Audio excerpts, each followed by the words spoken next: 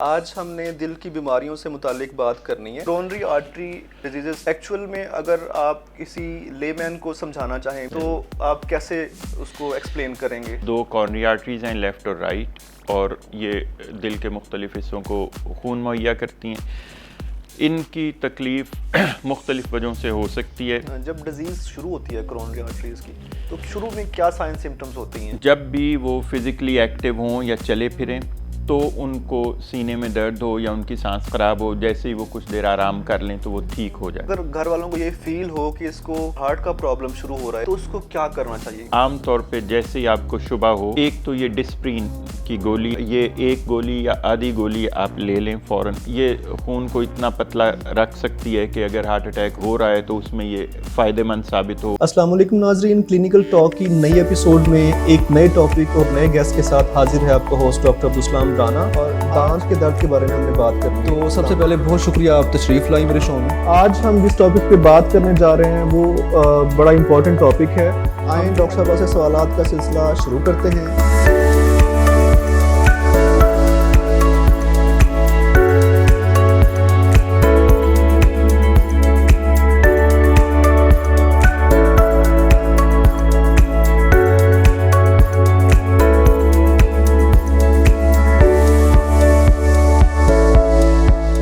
السلام علیکم ناظرین، کلینکل ٹاک کی نئی ایپیسوڈ میں ایک نئے ٹاپک اور نئے گیسٹ کے ساتھ حاضر ہے آپ کا ہوسٹ ڈاکٹر عبدالسلام رانا. آج ہم نے دل کی بیماریوں سے متعلق بات کرنی ہے. جی ہاں، کورونری آرٹری ڈیزیز، اس کے حوالے سے آج ہم بات کریں گے. کورونری آرٹری ڈیزیز جو ہے نا وہ اسی کی وجہ سے مایوکارڈل انفارکشن ہوتا ہے، دل کے اٹیک جس کو ہم کہتے ہیں ہارٹ فیلئر. یہ سارے ان عوامل کی، ان بیماریوں کے پیچھے جو وجہ ہوتی ہے نا وہ کوئی نہ کوئی کورونری آرٹریز کا ایشو ہوتا ہے. کوئی بلاکیج ہوتی ہے، کوئی کلاٹ ہوتا ہے، یا اس کا اسپیزم ہوتا ہے. مطلب سارا ریلیٹ کرتا ہے کورونری آرٹریز سے جو دل کو خون سپلائی کر رہی ہوتی ہے. تو دنیا میں یہ لیڈنگ کاز آف ڈیتھ اس کو کہا جاتا ہے. 2019 کے اندر تقریباً 18 ملین لوگ اس بیماری کی وجہ سے جان کی بازی ہار گئے. کیونکہ یہ انتہائی سینسیٹیو ٹاپک ہے اور پاکستان کے اندر بھی لوگوں کے اندر بہت زیادہ اس بیماری کا رجحان پایا جاتا ہے. کیونکہ ایک تو ہماری ڈائٹ کے ایشو ہیں کہ ہماری ڈائٹ جو ہوتی ہے وہ ان ہیلدی ہوتی ہے. ہم کچھ بھی کھا پی رہے ہوتے ہیں، آئل وغیرہ، گھی زیادہ استعمال کر رہے ہوتے ہیں. پھر آج کل سوشل میڈیا کا دور ہے، اسٹوڈنٹس بھی اور سارے آفس ورکرز بھی، ایون ڈاکٹرز بھی، مطلب سب لوگ ہی تقریباً جو ہے وہ زیادہ ٹائم موبائل پہ گزارتے ہیں. اور جو کہ موبائل کا استعمال کرنا is inversely proportional to physical activity. مطلب جب آپ موبائل استعمال کر رہے ہوتے ہیں نا، آپ فزیکل ایکٹیویٹی نہیں کریں گے. تو اس بیماری پہ، کورونری آرٹری ڈیزیز پہ ہمارے ساتھ بات کرنے کے لیے آج موجود ہیں پروفیسر ڈاکٹر عمار حمید خان. تو اگر میں ان کا آپ کو انٹروڈکشن کمپلیٹ کرانا شروع کر دوں، شاید شو ہی ہمارا ختم ہو جائے گا، تو مختصر تعارف کراتا ہوں آپ کو. انہوں نے کنگ ایڈورڈ میڈیکل یونیورسٹی سے MBBS کی ڈگری حاصل کی. اس کے بعد UK سے FRCS کیا، اور USA کے 2 مشہور کلینکس، ایک تو میو کلینک ہے، دوسرا کلیولینڈ کلینک ہے، وہاں پہ انہوں نے اپنی سروسز دیں اور وہاں پہ ایز اے کارڈک سرجن کام کیا. تو اس کے بعد آپ ملک واپس آئے اور کنگ ایڈورڈ میڈیکل یونیورسٹی میں as an assistant professor cardiac surgery department میں آپ نے کام کیا. اور اس کے بعد پنجاب انسٹیٹیوٹ آف کارڈیالوجی میں ایک لمبا ڈیوریشن کے لیے آپ وہاں پہ رہے اور وہاں پہ اپنی سروسز سر انجام دی. تو شہر اقبال کی خوش قسمتی ہے کہ آپ آج کل یہاں موجود ہیں، اور Imran ردیس teaching hospital, Sialkot medical college, Imran ردیس college of pharmacy اور عمران ردیس انسٹیٹیوٹ آف ریہیبلیٹیشن کے ساتھ منسلک ہیں. آپ ٹیچنگ ہاسپٹل میں پروفیسر آف کارڈک سرجری ہیں اور as a head of department بھی اپنی خدمات سر انجام دے رہے ہیں. ڈاکٹر صاحب، میں آپ کو اپنے شو میں ویلکم کرتا ہوں اور آپ کا شکریہ ادا کرتا ہوں کہ آپ نے اپنے قیمتی ٹائم میں سے ہمیں ٹائم دیا. آپ کی بہت مہربانی، آپ کا بہت شکریہ. ہم پروگرام کا باقاعدہ آغاز کرتے ہیں اور سوالات کا سلسلہ شروع کرتے ہیں. بالکل. تو سر، یہ جو کورونری آرٹری ڈیزیزز، ظاہر ہے آپ کا تو سارا کام ہی اس سے ہے. ایکچوئل میں اگر آپ کسی لے مین کو سمجھانا چاہیں، میرے جیسے بندے کو آپ بتانا چاہیں، تو آپ کیسے اس کو ایکسپلین کریں گے؟ کورونری آرٹری ڈیزیز کا مطلب کورونری آرٹریز جو دل کو جن خون کی نالیوں سے دل کو اپنے کام کرنے کے لیے خون ملتا ہے ان خون کی نالیوں کا نام کورونری آرٹریز ہے. اور دل کے اپنا نارمل کام کرنے کے لیے ہر وقت ہر دھڑکن کے ساتھ اس کو اپنے لیے بھی خون چاہیے ہوتا ہے. تو ایک تو خون کا وہ حصہ ہے جو وہ سارے جسم کو پہنچاتا ہے اور اسی خون کی بڑی نالی سے دو خون کی نالیاں دل کے لیفٹ اور رائٹ سائڈ کے اوپر آتی ہیں اور وہ دل کے مسل کو یا دل کے پٹھوں کو وہ خون مہیا کرتی ہیں جو کہ ان کو اپنے کام کرنے کے لیے چاہیے ہوتا ہے. تو یہی دو کورونری آرٹریز ہیں لیفٹ اور رائٹ اور یہ دل کے مختلف حصوں کو خون مہیا کرتی ہیں.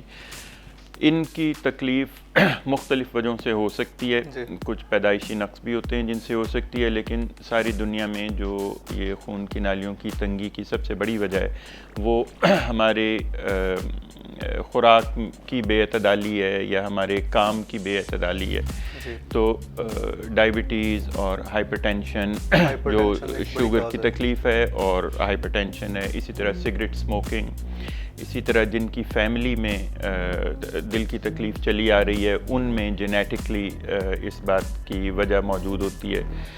کچھ چیزیں جو ہم نے اپنی مرضی سے اپنی زندگی میں شامل کر لی ہیں, جیسے آپ نے ابھی کہا ہے کہ موبائل فون کا استعمال یا فزیکل ایکٹیویٹی کا نہ ہونا. تو فزیکل ایکسرسائز اور ایکٹیویٹی کا نہ ہونا ہمارے ریجن میں اس بیماری کی بہت بڑی وجہ ہے اور یہی وجہ ہے لوگوں میں وزن بڑھنے کی بھی, ڈائبٹیز ہونے کی بھی اور یہ دل کی بیماری اور خون کی نالیوں کے بند ہونے کی. تو جو ہم میڈیکل کی لینگویج میں ہم نے بات کی کہ کورونری آرٹری ڈیزیز, جی بالکل, ہم عام زبان میں لوگ کہتے ہیں دل کی بیماری ہے. تو ان دونوں میں کیا فرق ہے, کیا یہ سیم چیز ہے؟ جی آپ کی بات بالکل صحیح ہے. یہ جو ابھی تک ہم نے جو بات کی ہے کہ یہ دل کی خون کی نالیاں تنگ ہو جاتی ہیں, یہ دل کی بیماریوں کا ایک گروپ ہے یا ایک حصہ ہے. یہ تقریباً کل بیماریوں کا لگ بھگ 50% حصہ یہی ہے کہ جس میں آپ نے جیسے بھی کہا کہ جس میں یہ انجائنا یا سینے میں درد ہوتا ہے یا کسی وقت اچانک ہارٹ اٹیک ہو سکتا ہے یا جس میں بار بار 2 یا 3 دفعہ ہارٹ اٹیک ہو جائیں تو دل کے پٹھے یا مسل یا ہارٹ کا پمپ اتنا کمزور ہو جاتا ہے کہ ہارٹ فیلئر ہو سکتا ہے. تو یہ دل جو ہے وہ اپنا کام کرنا فیل ہو جاتا چھوڑ جاتا ہے. بالکل یہی بات ہے کہ وہ جتنی ایفیشنسی چاہیے ہوتی ہے دل کو سارے جسم میں خون پہنچانے کے لیے وہ اتنی طاقت سے اپنا کام نہیں کر سکتا. اسی کو ہارٹ فیلئر کہتے ہیں. مجھے ابھی میرے ذہن میں یہ سوال آیا کہ آپ نے کہا ہائپر ٹینشن جو ہے وہ ایک بڑی کاز ہے. تو جن چیزوں کی وجہ سے ہائپر ٹینشن ہوتی ہے تو پھر وہ انڈائریکٹلی بالکل درست بات ہے کہ ایسی کون سی چیزیں ہیں جن کی وجہ سے ہائپر ٹینشن جو ہے وہ سٹارٹ ہو جاتی ہے؟ آپ کی بات صحیح. ہائپر ٹینشن کی ویسے تو تقریباً 90% لوگوں میں جن میں بلڈ پریشر لگاتار زیادہ رہتا ہے ان کی کوئی ایک بڑی وجہ نہیں ہے. تقریباً 10% لوگوں میں کوئی نہ کوئی وجہ ہوتی ہے کہ کسی اور جسم کی تکلیف کی وجہ سے ہائپر ٹینشن ہوتی ہے. لیکن 100 میں سے 90 لوگوں میں یہ یا فیملی میں یہ بات چلی آتی ہے یا ان کا لائف سٹائل ایسا ہے یا وہ کھانے پینے میں احتیاط نہیں کرتے یا وہ سٹریس میں اپنے آپ کو ہر وقت سٹریس میں رکھتے ہیں یا وہ سٹریس کو اچھی طرح ہینڈل نہیں کر سکتے, یہ اس کی وجہ ہوتی ہے. تو بلڈ پریشر کے بڑھنے کی یہ وجوہات کامن ہیں لیکن جو زیادہ خطرناک بات ہے وہ یہ ہے کہ جب بلڈ پریشر کی تشخیص ہو بھی جائے اور جب اس کی دوا لینے کا وقت آئے تو پاکستان میں جو ہمارا نیشنل ہیلتھ سروے تھا اس کے مطابق پاکستان میں صرف 3% لوگ ہیں جو بلڈ پریشر کے لیے اپنی دوائی باقاعدگی سے لیتے ہیں. 97% لوگ جو ہیں وہ بلڈ پریشر کے لیے اپنی دوائی باقاعدگی سے نہیں لیتے. اور یہی بڑی وجہ ہے کہ یہ جو کبھی دماغ کی شریان پھٹتی ہے یا کبھی ان کو فالج ہوتا ہے یا کبھی ہاتھ یا پیر کام نہیں کرتے, تو اس کی بہت بڑی وجہ یہ ہے کہ بلڈ پریشر ایسی تکلیف ہے کہ جس کے لیے دوائی لینا بہت ضروری ہے. ٹھیک ہو گیا. وہ لوگ یہ بھی کہتے ہیں نا کہ اگر جب میں دوائی لینی شروع کر دیتے میں پھر عادت ہو جائے عادت ہو جائیں گی، تو وہ بلڈ پریشر کی لوگ عادت رکھنا چاہتے ہیں یا وہ خطرے کی عادت رکھنا چاہتے ہیں، لیکن وہ خطرے سے بچنے کی عادت نہیں رکھنا چاہتے. تو دوائی ساری جو ہے یہ جیسے ہم کھانا کھاتے ہیں اور اسی طرح دوائیں جو ہیں وہ ضروری نہیں ہے کہ وہ ہر وقت نقصان دہ ہوں. جیسے ہم کھانے کے زیادہ نقصانات ہیں اور کھانا کم کھانے کے زیادہ فوائد ہیں، لیکن اس کے باوجود ہم کھانا کھانا نہیں چھوڑتے، لیکن ہم دوائی کھانا چھوڑتے ہیں. بالکل ایسے ہی ہے. تو اس کی جب ڈیزیز شروع ہوتی ہے کرونری آرٹریز کی، تو شروع میں کیا مطلب فیلنگز آتی ہیں، کیا سائن سمٹمز ہوتی ہیں؟ جی بالکل، یہ بہت اہم بات ہے کہ کیسے آپ کو یہ پتہ چل سکتا ہے یا وہ کون سے عوامل ہیں جن کی وجہ سے آپ کو خبردار ہونا چاہیے کہ آپ کو یہ تکلیف ہو سکتی ہے. ہم دنیا کے اس حصے میں ہیں کہ ہم ان کو کہتے ہیں کہ یہ لوور یا مڈل انکم گروپ کنٹریز ہیں، ہم جو ساؤتھ ایسٹ ایشیا کے ممالک ہیں. جی. ہمارے اندر جو لائف سٹائل ہے وہ یورپ یا امریکہ یا ان کی نسبت مختلف ہے. ہمارے جو نوجوان ہیں یا جو ہمارے بچے ہیں ساری دنیا میں جس کو ہم زیادہ تر فالو کرتے ہیں ویسٹ کو، یورپ یا امریکہ، وہاں پہ اگر آپ بچوں کو دیکھیں تو والدین اپنے بچوں کو شروع سے اسکولوں سے ہی ان کو گیمز میں یا فزیکل ایکٹیویٹی یا رننگ یا ان میں مصروف رکھتے ہیں، اور اسکول خاص طور پہ اس بات پہ بہت زیادہ توجہ دیتے ہیں کہ بچے جو ہیں وہ فزیکل ایکٹیویٹی میں یعنی ان کو ایک عادت پڑ جائے اور وہ اس کو بوجھ نہ سمجھیں بلکہ وہ اس کو ایک لائف سٹائل کا حصہ بنائیں. ہمارے لائف سٹائل میں بچوں نے شروع سے یہ ہمارے ماں باپ کہتے ہوتے تھے کہ جو کھیلو گے کودو گے ہوگے خراب، تو پڑھو گے لکھو گے بنو گے نواب. تو وہ سارے نواب بن گئے اور ساروں نے کھیل کود اور ایکٹیویٹی چھوڑ دی. تو ایک ہیلدی فزیکل ایکٹیویٹی جو ہے وہ بہت اہم حصہ ہے گروتھ کا بھی، باڈی کے سائز کا بھی، کہ جو ہمارے قد ہیں وہ ویسٹ کی نسبت یا امریکن لوگوں کی نسبت ہماری پاپولیشنز کے قد چھوٹے ہوتے ہیں. اور اس کی بہت بڑی وجہ ہے کہ ہماری فزیکل ایکٹیویٹی جس عمر میں ہونی چاہیے اس عمر میں نہیں ہوتی. تو جو اسکول گوئنگ ایج ہے 5 سال سے لے کے 11-12 سال کی عمر تک، اس سارے ٹائم میں بچوں کی فزیکل ایکٹیویٹی بہت اہم ہے. تو ہماری جو ڈیزیز ہے کورونری آرٹری ڈیزیز وہ ساری دنیا میں وہ 40-45 سال کی عمر کے بعد شروع ہوتی ہے، ہماری وہ 20-22 سال کی عمر سے شروع ہو جاتی ہے. اب تو میں سن رہا تھا 25 ایئرس کا ایک ڈاکٹر صاحب تھے، ان کو جی بالکل یہ آپ کی بات درست ہے. جو ابھی تک ہم نے ینگسٹ لڑکا ٹریٹ کیا وہ انجینئرنگ یونیورسٹی کا 2nd ایئر کا اسٹوڈنٹ تھا جو ہارٹ اٹیک کے ساتھ آیا تھا، اور اس کو کوئی اور رسک فیکٹر نہیں تھا. تو نہ وہ ڈائبیٹک تھا، نہ ہائپرٹینسو تھا، نہ اس کی فیملی میں کوئی ڈیزیز تھی، لیکن یہ صرف جو یا اسموکنگ اور یا کھانے پینے کی بے اعتدالی جو ہے وہ اتنی کم عمر میں بھی 19 سال کی عمر میں بھی ہارٹ اٹیک پیدا کر سکتی ہے. تو ایک ہماری جو آپ نے پوچھا کہ اس کی علامات کیا ہیں یا کیسے ہم ان کو پک اپ کر سکتے ہیں جلدی، تو ایک تو جو لوگ فزیکلی ایکٹیو نہیں ہیں اور خاص طور پہ جو ینگر ایج گروپ ہے اس میں جو لوگ فزیکلی ایکٹیو نہیں ہیں ان میں ہمیشہ یہ خطرہ ہے کہ ان کو ڈائبٹیز بھی ہوگی اور ان کو ہائپر ٹینشن بھی ہوگی اور ان کو ہارٹ اٹیک ہو سکتا ہے. تو اس لیے دوسری جو دل کی تکلیف کی اہم نشانی ہے یا جو کورونری آرٹری ڈیزیز کی اہم نشانی ہے وہ یہ ہے کہ جب بھی وہ فزیکلی ایکٹیو ہوں یا چلے پھریں تو ان کو سینے میں درد ہو یا ان کی سانس خراب ہو، جیسے ہی وہ کچھ دیر آرام کر لیں تو وہ ٹھیک ہو جائے. جب وہ دوبارہ وہی فزیکل ایکٹیویٹی کرنا شروع کریں تو پھر پین دوبارہ شروع ہو جائے. تو سر میں ایک بک پڑھ رہا تھا جی، اس کے اندر میں نے پڑھا کہ اگر آپ کے اسکیپولا میں پین آ رہا ہو اور ساتھ میں ہیونگ ہو رہی ہو، دم گھٹ رہا ہو، جی اٹ مینس کہ آپ کو جو ہے نا وہ کرونری آرٹریز کا ایشوز بالکل یہ بات ٹھیک ہے. آپ کو ایبڈومینل پین بھی ہو سکتا ہے، ٹھیک ہے، آپ کو جو ہے نا چیسٹ پین بھی ہو سکتا ہے، آپ کو جا میں بھی پین ہو سکتا ہے، آپ کے ایئر والے ایریا میں یہاں بھی پین آ سکتا ہے ہارٹ کا، آپ کے بازو میں بھی آ سکتا ہے. بالکل یہ بات درست ہے. عام آدمی کے لیے تو بڑا مشکل ہو جاتا ہے. ہم یہ کہتے ہیں کہ 30 سال کی عمر کے بعد ناف سے اوپر کہیں پہ بھی آپ کو جسم میں درد محسوس ہو تو ایک دفعہ دل کی تکلیف کے لیے معائنہ کرانا ضروری ہے. اس لیے کہ دل کی تکلیف بہت مختلف طریقوں سے پیش کر سکتی ہے اپنے آپ کو. ضروری نہیں ہے کہ وہ صرف سینے میں ہی درد ہو، یا ضروری نہیں ہے کہ وہ صرف کندھے میں درد ہو، یا جو اس کا سب سے مشہور درد ہے وہ سینے کے بالکل درمیان سے شروع ہوتا ہے، اور وہ عام طور پہ دونوں شولڈرز میں جا سکتا ہے، یا وہ گردن میں یا جبڑوں میں یا دانتوں میں یا کسی ایک چہرے کی سائڈ تک جا سکتا ہے۔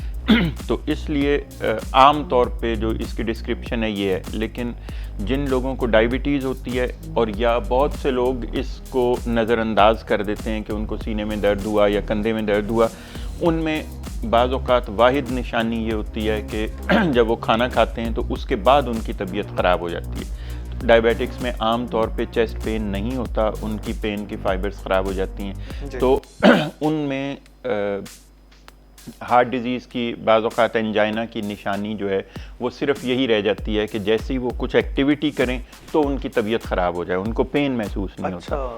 تو اس لیے یہ مختلف طریقوں سے اپنے آپ کو پیش کر سکتا ہے۔ تو ناظرین، ڈاکٹر صاحب نے بڑی ڈیٹیل ڈسکشن کر رہے ہیں، اور یہ ایک نئی بات تھی، آپ لوگوں کے لیے بھی نئی بات ہوگی، میرے لیے بھی نئی بات تھی کہ جو ڈائبیٹکس ہوتے ہیں، اور ڈائبٹیز تو بہت کامن ہے ہمارے میں، تو ایک تو وہ کنٹینیوسلی جو ہے نا وہ اسکریننگ کرواتے رہیں، ٹھیک ہے، کچھ ٹائم کے بعد۔ دوسرا، ان کے پین کے فائبرز جو ہے نا، کیونکہ ان کو نیوروپیتھی وغیرہ ہو جاتی ہے، اور پین کی سمٹمز جو ہے نا وہ نہیں آتی اگر ہارٹ کا ایشو ہو بھی، تو اس چیز کا جو ہے نا خاص طور پہ آپ لوگوں نے خیال رکھنا ہے جو ڈائبیٹکس ہیں۔ تو ڈاکٹر صاحب یہ بتائیے گا، آپ کیا ٹریٹمنٹ پھر سجیسٹ کرتے ہیں، مطلب گھر کے لیے اگر کسی کو پین آنا سٹارٹ ہو گیا؟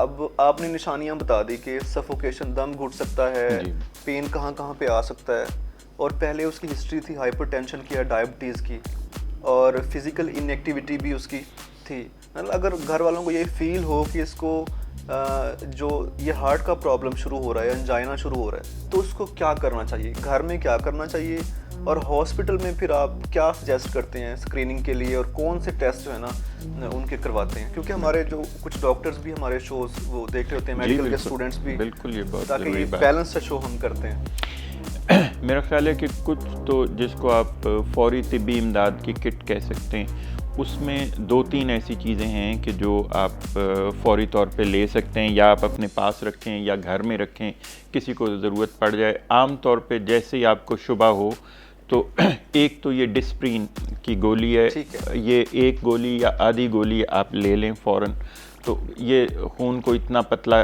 رکھ سکتی ہے کہ اگر ہارٹ اٹیک ہو رہا ہے تو اس میں یہ فائدہ مند ثابت ہو اور وہ ذرا سا وقت مل جائے۔ مخاطب بولوں کہ ناظرین، یہ سر کی بات جو ہے نا وہ آپ نوٹ کر لیجیے گا، کیونکہ اس سے کسی کی بھی زندگی جو ہے نا آپ بچ سکتے ہیں اگر کوئی ایسی سچویشن ہے، کیونکہ ہمارے پاس گاؤں کے نزدیک ایسے نہ ہی کوئی کارڈیولوجسٹ ہوتا ہے، اور نہ ہی ایسے ہاسپٹلز ہوتے ہیں جہاں پہ کوئی لائف سیونگ کچھ ایسا سیٹ اپ ہو۔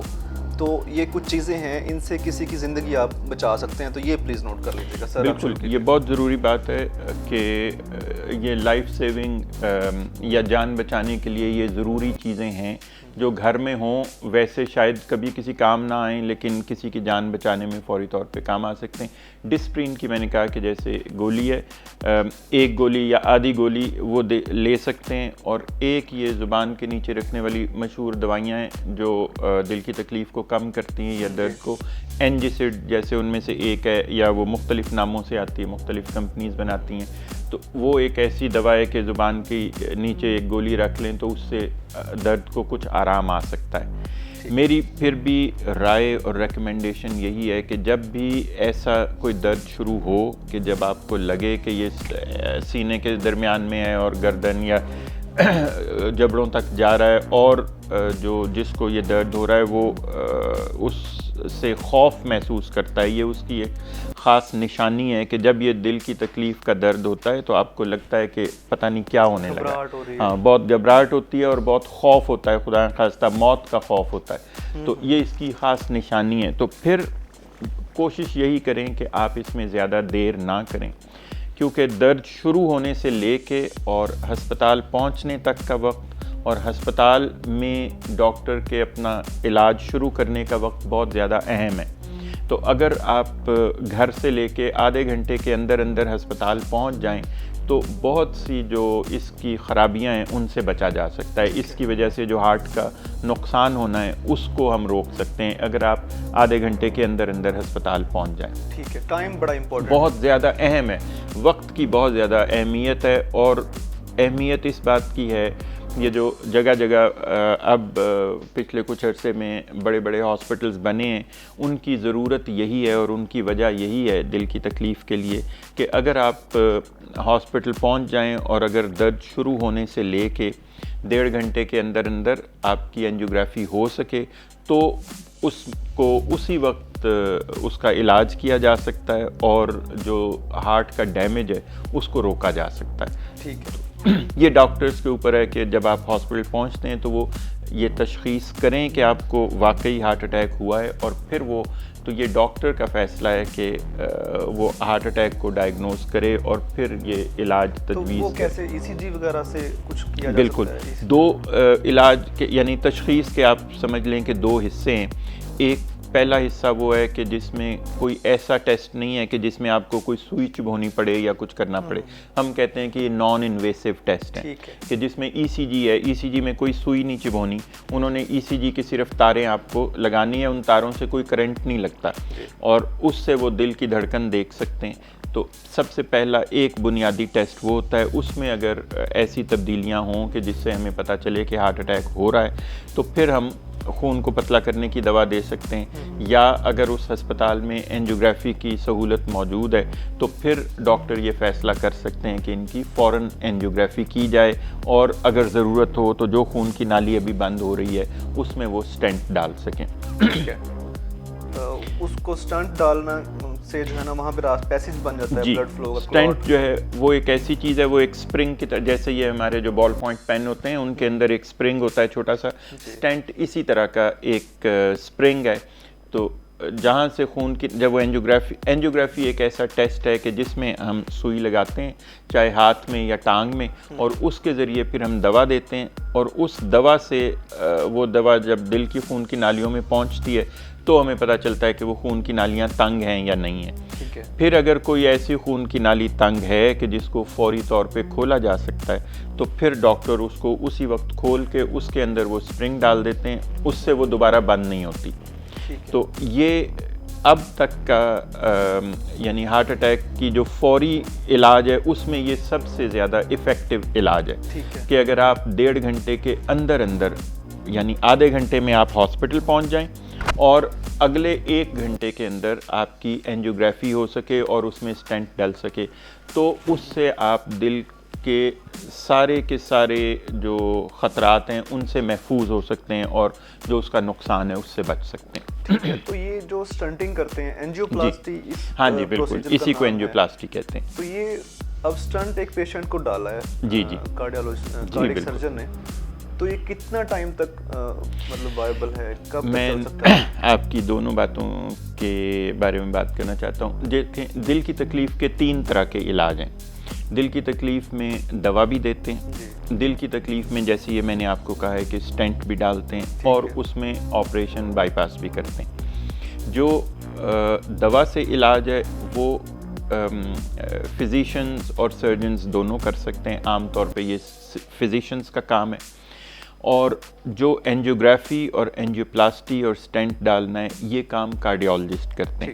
تو عام طور پہ جب ہارٹ اٹیک ہوتا ہے آپ کو عام طور پہ ہسپتال میں کارڈیولوجسٹ کی ضرورت ہوتی ہے, اور اب پچھلے تقریباً 10 سال سے ساری دنیا میں یہ اس اصول کو مان لیا گیا ہے کہ ہر مریض جس کو بھی یہ کورونری آرٹری ڈیزیز ہو اور جب اس کی اینجیوگرافی ہو تو وہ اینجیوگرافی یہ فیصلہ کرنے کا موقع مہیا کرتی ہے کہ اب آگے ان کا علاج دوا سے ہونا ہے یا سٹنٹ سے ہونا ہے یا سرجری سے ہونا ہے.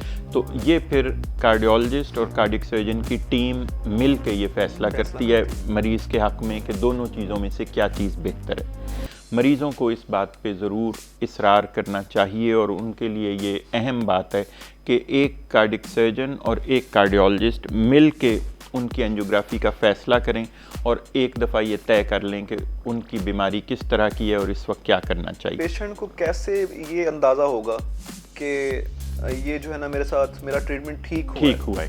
بالکل یہ آپ کی بات درست ہے کہ 2-3 اہم باتیں ہیں. جو کورونری آرٹری ڈیزیز ہے اس کی شدت کے لیے 2 چیزوں کے اوپر ہم فیصلہ کرتے ہیں. ایک تو یہ ہے کہ دل کی 3 خون کی نالیاں ہوتی ہیں. تو ہم یہ دیکھتے ہیں پہلی شدت کی نشانی یہ ہے کہ اس میں سے صرف 1 نالی میں تکلیف ہے یا 2 نالیوں میں تکلیف ہے یا تینوں میں تکلیف ہے. تو اس کو ہم کہتے ہیں کہ یہ سنگل ویسل ڈیزیز ہے یا 2 ویسل ڈیزیز ہے یا 3 ویسل ڈیزیز ہے, ٹرپل ویسل ڈیزیز ہے. دوسرا جو اہم پیرامیٹر ہے یا دوسری اہم جو نشانی ہے یا جو ہم چیز دیکھتے ہیں وہ یہ ہے کہ دل کی جو طاقت ہے اس میں کوئی کمی تو نہیں ہوئی. بعض اوقات وہ کمی عارضی ہوتی ہے, جب ہم اس کو فوراً ٹریٹ کر لیتے ہیں تو پھر وہ کمی آہستہ آہستہ بہتر ہو جاتی ہے اور ہارٹ اپنی نارمل شکل میں اپنی نارمل کیپیسٹی کو واپس حاصل کر لیتا ہے اور وہ ساری عمر نارمل لوگوں کی طرح کام کر سکتے ہیں. تو یہ 2 اہم باتیں ہیں کہ کتنی خون کی نالیاں ہیں جن میں تکلیف ہوئی ہے اور دل کے جو کام کرنے کی طاقت ہے وہ نارمل ہے یا وہ نارمل سے کم ہو گئی ہے. تو جو خون کی نالیاں جب کم یا یعنی جب وہ تنگ ہوتی ہیں یا اس میں خون نہیں گزرتا تو ان کی وجہ سے درد ہوتا ہے جس کو ہم انجائنا کہتے ہیں. درد ان کی وجہ سے ہوتا ہے. لیکن جو سانس خراب ہوتی ہے وہ عام طور پہ دل کی طاقت کم ہونے سے ہوتی ہے. تو یہ 2 الگ الگ چیزیں اور ان دونوں الگ الگ باتوں پہ ہم اپنے سارے فیصلوں کا انحصار رکھتے ہیں کیونکہ ان دونوں باتوں سے آپ کی زندگی منسلک ہے. یا آپ یہ کہہ سکتے ہیں ہمارا ایمان ہے کہ زندگی موت اللہ کے اختیار میں ہے اور ہم کبھی بھی یہ نہیں کہتے کہ یعنی ہم زندگی یا موت کے بارے میں کوئی پریڈکشن نہیں کرتے. صرف ہمارا علم ہمیں یہ بتاتا ہے کہ اگر 1 خون کی نالی بند ہو تو عام طور پہ یہ لوگ زیادہ لمبا عرصہ زندہ رہتے ہیں ان لوگوں کی نسبت جن کی 2 خون کی نالیاں بند ہو جائیں, اور ان سے کم وہ زندہ رہتے ہیں جن کی 3 خون کی نالیاں بند ہو جائیں. سیویرٹی بڑھتی جاتی جی ہے. بالکل. تو شدت بڑھتی جاتی ہے اور جو لائف ایکسپیکٹنسی ہے وہ کم ہوتی جاتی ہے. تو ایک عام رول یہ ہے, یہ ساری جو ہم علاج کی گائیڈ لائنز فالو کرتے ہیں ان میں سے زیادہ تر گائیڈ لائنز امریکہ اور یورپ کی بنائی ہوئی ہیں. ان کی پاپولیشن میں اور ہماری پاپولیشن میں کچھ نہ کچھ فرق ضرور ہے. تو میں نے آپ کو ڈاکٹر صاحب آپ کی نا بات میں کاٹ رہا ہوں. جی ضرور. مجھے یہ بتائیں, آپ نے پہلے ذکر کیا تھا کہ ہماری ہائٹ ایوریج ہے. ہاں جی بالکل. جو ہم ساؤتھ ایشیا کے لوگ ہیں, بالکل یہی بات, انڈو پاک کے جو لوگ ہیں, ہماری ہائٹ میں فرق ہے. تمہارے ہارٹ کے سائز میں فرق ہوگا. بالکل صحیح ہے. یہی اگر بات ہارٹ کے سائز میں فرق ہے تو کرونری آرٹریز کے سائز میں فرق ہو سکتا ہے. بالکل درست ہے یہ بات بالکل درست ہے کہ ہماری خون کی نالیاں جو ہیں ان کا سائز جو ویسٹرن پاپولیشن ہے یا جو امریکن لوگ ہیں یا ان خطوں میں رہنے والے لوگ ہیں ان کی نسبت ہماری خون کی نالیوں کا سائز چھوٹا ہے. یہی وجہ ہے کہ اگر میں نے چونکہ امریکہ میں بھی کام کیا اور میں نے انگلینڈ میں بھی کام کیا, اور وہاں پہ جو جس سائز کی خون کی نالیوں کے ہم آپریشن کرتے تھے یا جن میں سٹینٹ وہاں پہ ڈلتے تھے ان کے سائزز بڑے تھے ہماری نسبت. ٹھیک ہے. تو وہاں پہ ایک 4 ملی میٹر یا 5 ملی میٹر ڈائی میٹر کا سٹینٹ ڈلنا کامن ہے.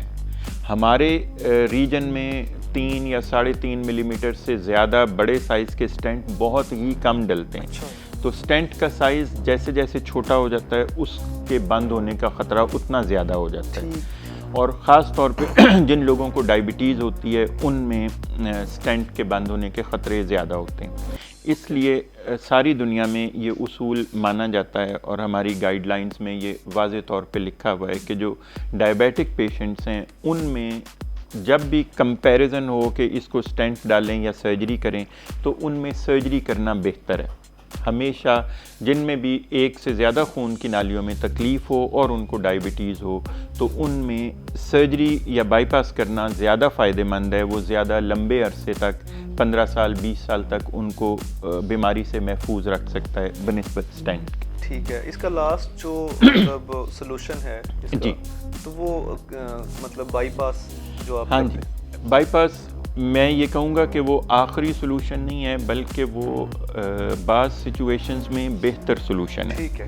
کہ یعنی بیماری کی کچھ قسمیں ایسی ہیں کہ جس میں دوا یا سٹینٹ فائدہ مند ہوتے ہی نہیں ہیں. تو ان میں by pass first line of treatment ہے، اور خاص طور پہ ایسے لوگ کہ جن کو دوا دیں بھی ان کو درد ہو رہا ہو، اور دوا کے یا سٹینٹ کے باوجود ان کو درد چل رہا ہو، ان کو ہم کہتے ہیں کہ وہ انسٹیبل انجائنا ہے، اس میں پھر کورونری آرٹری سرجری ہی واحد علاج ہے ان کا۔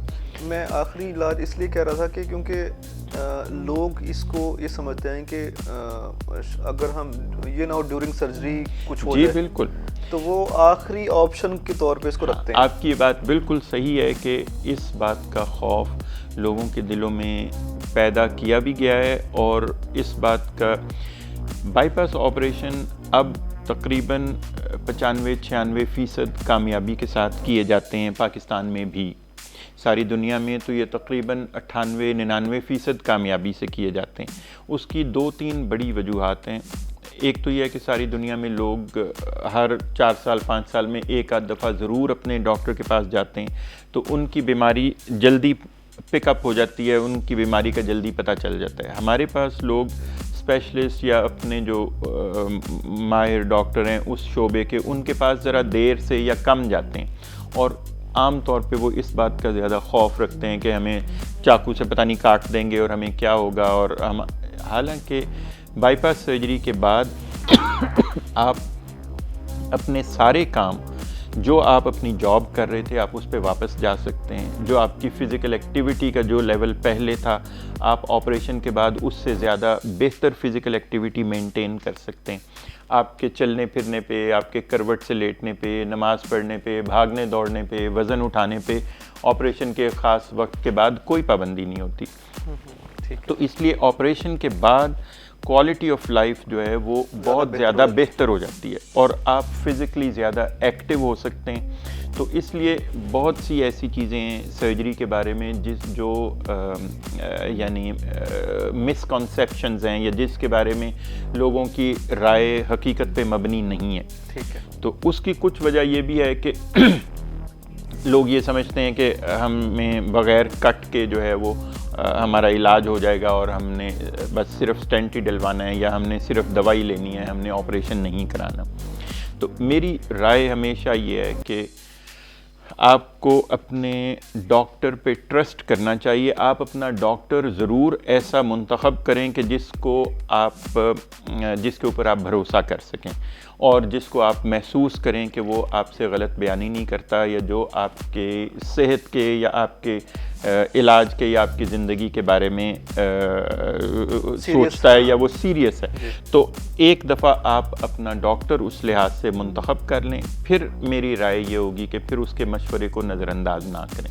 تو اگر کبھی آپ کا ایک اچھا بھروسے والا ڈاکٹر آپ کو بائی پاس کا اگر مشورہ دے، یا اگر سٹینٹ کا مشورہ دے، یا اگر وہ آپ کو مشورہ دے کہ آپ کو دوا کے بجائے آپریشن کرانا چاہیے یا آپریشن کے بجائے دوا کھانی چاہیے، تو میرا خیال ہے کہ پھر آپ کو ڈاکٹر کی بات پہ عمل کریں۔ تو ڈاکٹر صاحب یہ جو کیبج کی ہم بات کرتے ہیں، coronary artery by pass grafting, یا جس کو سمپلی لوگ بائی پاس کہتے ہیں، دل کا بائی پاس، جی بالکل، اس کے بارے میں تھوڑا سا ہمیں بتائیے کہ یہ کیا ہوتا ہے۔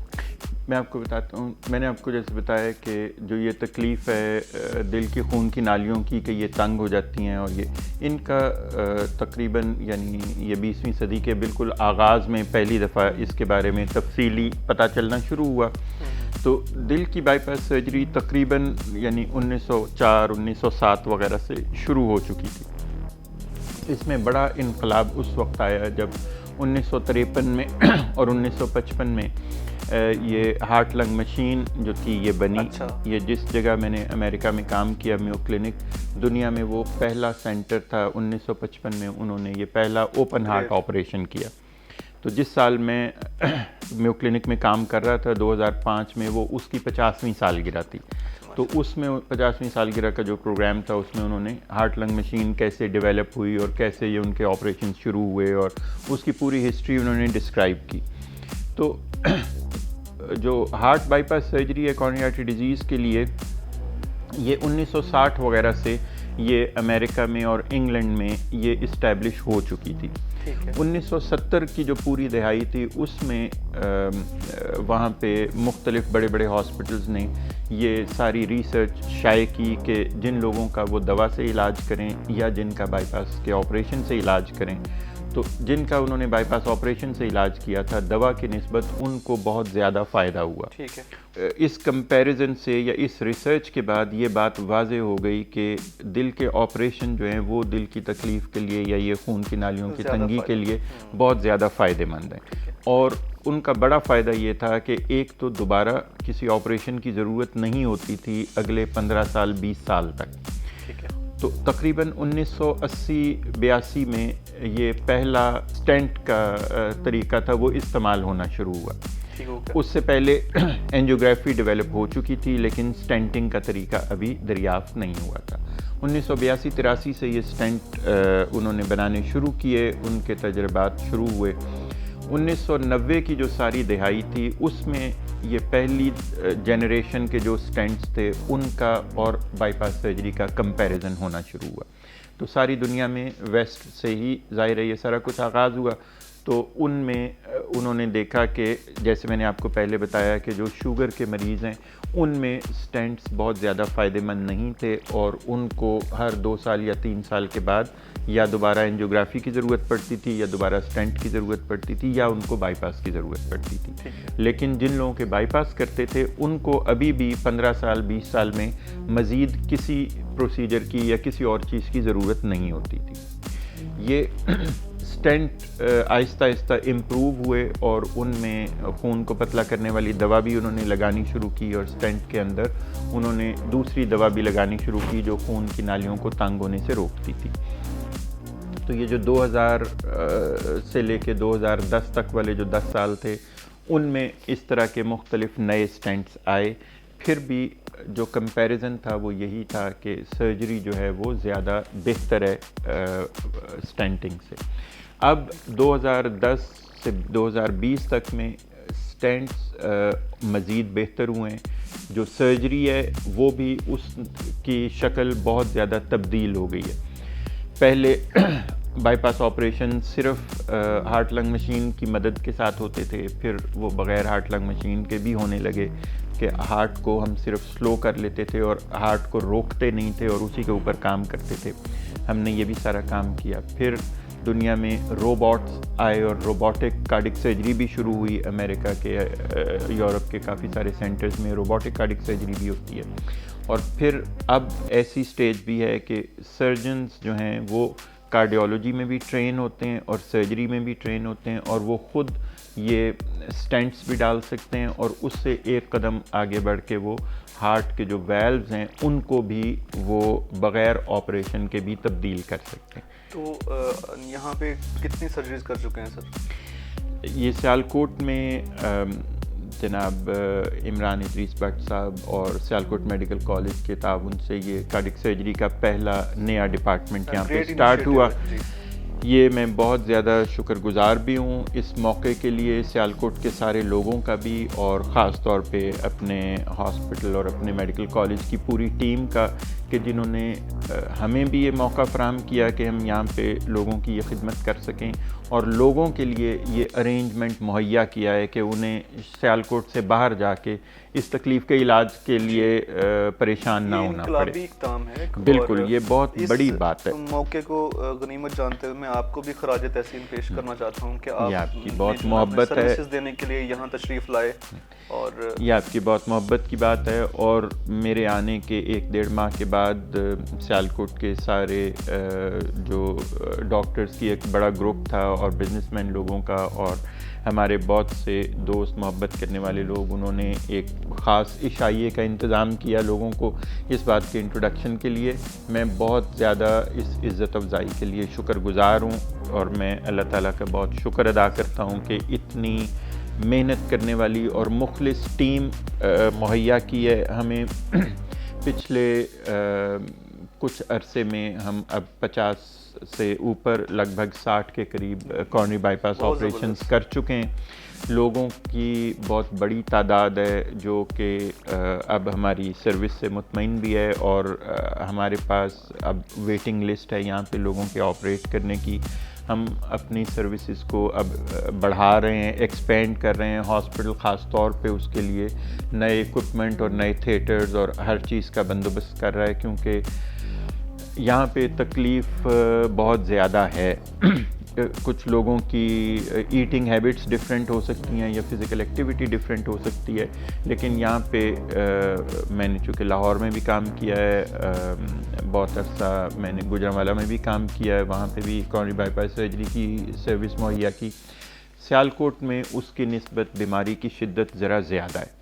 تو لیکن بہرحال میں آپ یہاں پہ آ گئے، انشاءاللہ آپ جو ہے نا لوگوں کو پریشان ہونے کی ضرورت نہیں ہے. ہمارے پروگرام کا جو وقت ہے وہ ختم ہونے کو ہے، تو اس سے پہلے کہ ہم اجازت چاہیں آپ سے، اور میں بہت شکریہ ادا کرنا چاہتا ہوں، کیونکہ سندس فاؤنڈیشن نے نہ صرف یہ کہ یہ خود ایک بہت بڑی کاز کے لیے کام کر رہے ہیں، تھیلیسیمیا اور اس سے ریلیٹڈ جو بچوں کی مشکلات ہیں اور ان کی فیملیز کی جو مشکلات ہیں، بچوں کی جس عمر میں یہ تکلیف ان کو پتہ چلتی ہے، اور جتنا زیادہ یہ فائنینشیل اور سوشل اور سائیکولوجیکل برڈن ہے، میرا خیال ہے کہ یہ سندس فاؤنڈیشن بہت بڑا عظیم کام کر رہی ہے. ہم دل و جان سے اس کے ساتھ بھی ہیں، اور ان کی خدمت کو بہت زیادہ سراہتے ہیں کہ جس طرح یہ لوگوں کے لیے نیچے میں نے ابھی ان کا دورہ کیا، اور تقریباً ان کے پاس 1200 سے زیادہ بچے رجسٹرڈ ہیں. ان کی بلڈ کی اسکریننگ کا، بلڈ ٹرانسفیوژن کا یہ سارا ارینجمنٹ کرتے ہیں.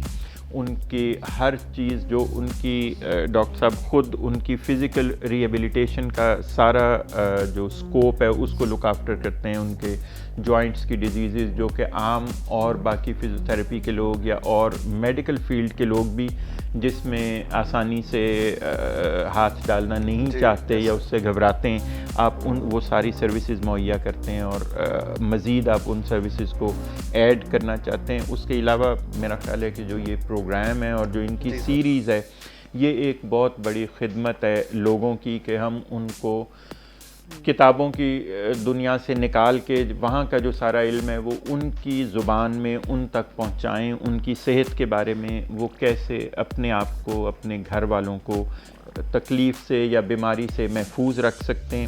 اگر خدا نہ خواستہ بیماری کسی وقت ہو جائے تو اس کے لیے جلدی کیسے ہاسپٹل پہنچ سکتے ہیں، کیا علاج کی ان کو توقع کرنی چاہیے، اور علاج جب ان کو میسر ہو تو اس کو کیسے اسیس کریں کہ وہ اپنے آپ کو یہ یقین دلا سکیں کہ ان کا علاج بھی ٹھیک ہوا ہے، اور یہ کہ وہ آئندہ اپنے بچوں کو یا اپنے آپ کو محفوظ رکھ سکتے ہیں.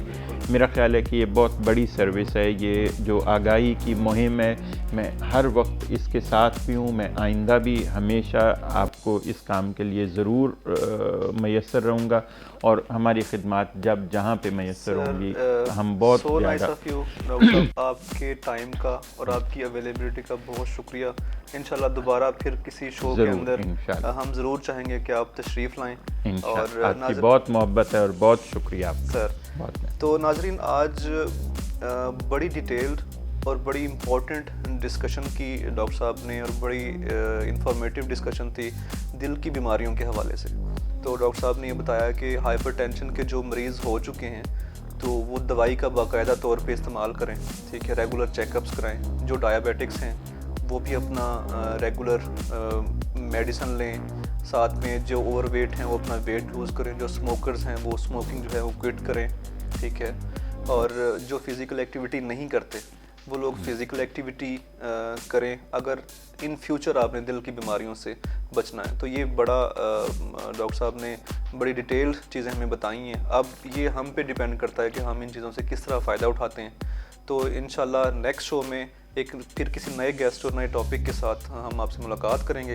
تب تک کے لیے اجازت دیجیے گا. اللہ حافظ.